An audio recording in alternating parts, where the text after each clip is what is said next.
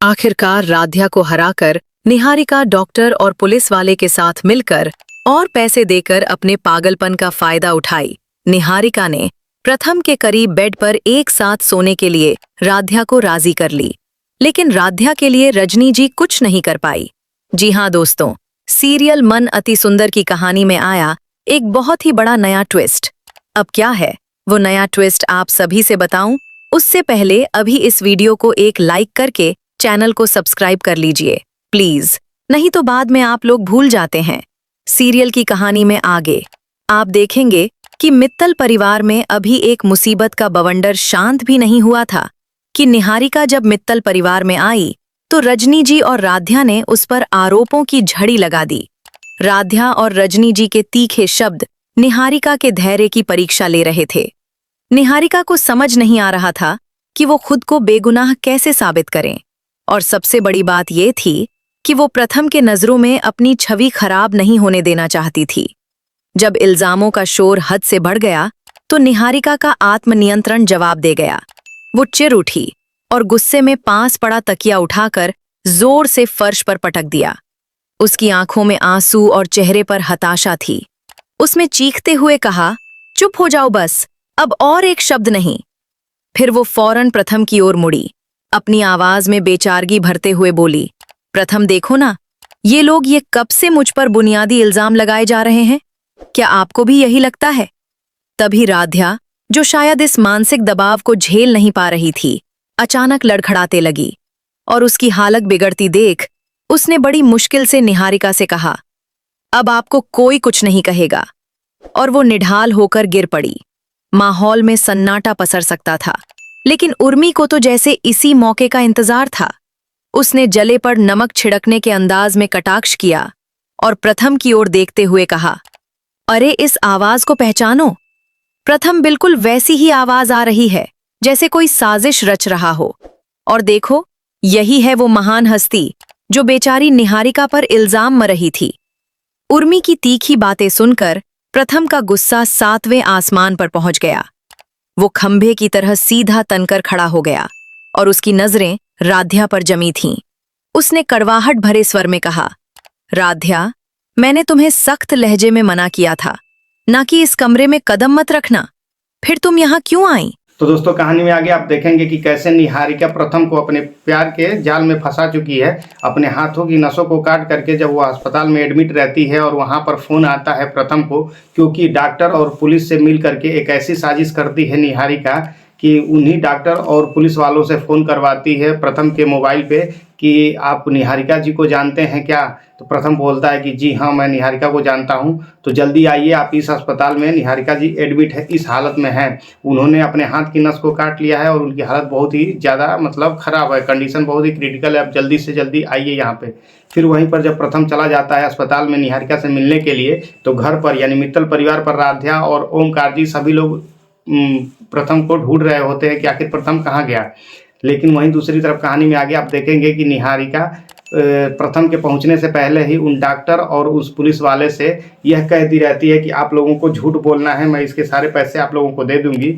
झूठ ये बोलना है कि आप लोगों को यह कहना है कि निहारिका जी की ऐसी सेवा करिएगा, इनके किसी भी बातों का दुख नहीं पहुंचना चाहिए, नहीं तो इनके दिमाग पर वो बात चढ़ेगी तो इनकी तबीयत और भी ज़्यादा खराब हो सकती है। यही सब आप लोगों को कहना है।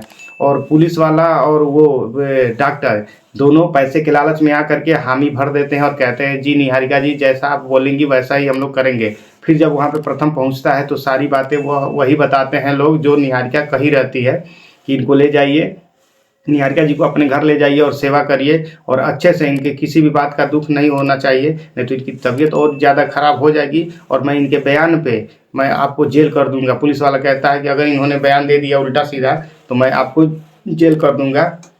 पुलिस वाला ये प्रथम से कहता है। प्रथम बिल्कुल एक कहिए तो ब्लैकमेल हो जाता है, मतलब कि निहारिका जैसे चाहे वैसे उसके साथ कर सकती है। इसलिए निहारिका प्रथम को कहती है कि आप मुझे अपने घर लेकर चलो।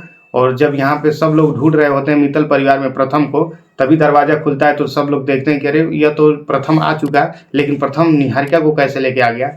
तो यही सब देख करके सभी लोग हैरान रहते हैं। वहाँ पर सपने में झूठ मूठ का इल्ज़ाम मतलब लगा रहता है जब निहारिका के ऊपर कि रजनी जी की तबीयत की सारी जिम्मेदारी या निहारिका ही है, लेकिन उससे कैसे छुटकारा मिले और अपनी जगह फिर से मित्तल परिवार में एक बार फिर से बनाने के लिए निहारिका सपने में ही बार बार यह दोष लगाती है राध्या को और कहती है कि इस राध्या ने ही मुझे बदनाम किया है, इस राध्या ने ही मुझे झूठा झूठा इल्ज़ाम लगाकर इस मित्तल परिवार से साबित करके गलत बनाई और मुझे इस मित्तल परिवार से बाहर करा दी।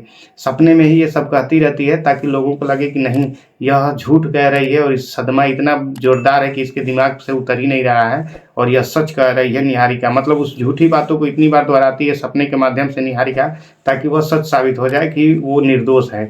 लेकिन ऐसा होने वाला नहीं है।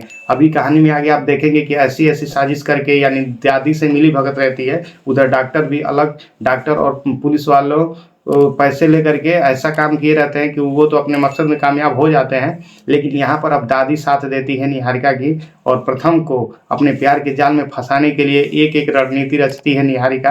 कहानी में आगे आप देखेंगे कि कैसे निहारिका प्रथम के रूम में सोने के लिए कैसे कैसे नाटक रचती है और राध्या पर इल्ज़ाम लगाती है कि ये मुझे मारना चाहती है और इसी ने ही मेरे ऊपर इल्ज़ाम लगाया है। इन बहुत सारी बातें ऐसे एलिगेशन लगाती है राध्या के ऊपर। दोस्तों, वीडियो में आगे बढ़े उससे पहले आप लोगों से एक छोटी सी रिक्वेस्ट है कि अगर आप लोगों को यह वीडियो थोड़ी सी भी अच्छी लगी हो तो इस वीडियो को अभी एक लाइक करके इस चैनल डियर मितवा को सब्सक्राइब कर लीजिए।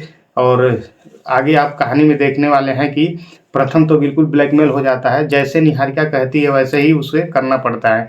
अब चाह करके भी प्रथम कुछ नहीं कर पाएगा जब तक निहारिका पुलिस वाले के डर से उससे जो चाहे वो करा सकती है।